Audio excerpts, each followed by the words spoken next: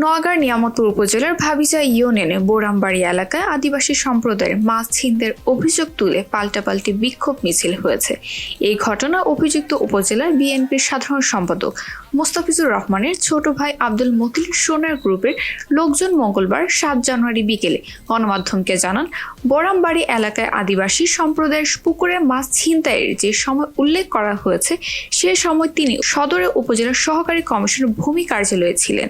তিনি আরো বলেন, তার বড় ভাইয়ের জনপ্রিয়তা ঈর্ষান্বিত হয়ে আব্দুর রহমান, রেজাউল করিম ও সেকেন্দার সহ আরো অনেকে আওয়ামী লীগের কতিপয় ব্যক্তির সহযোগিতার আওয়ামী লীগের প্রোপাগান্ডার বাস্তবায়নে হীন লিপ্সের মতো হয়েছে।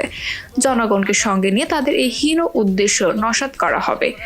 এ সময় উপজেলার বিএনপির যুগ্ম সাধারণ সম্পাদক সৈফুল্লাহ সোনার ও সহ সাংগঠনিক সম্পাদক জাহাঙ্গীর কবির বাচ্চু প্রমুখ উপস্থিত ছিলেন।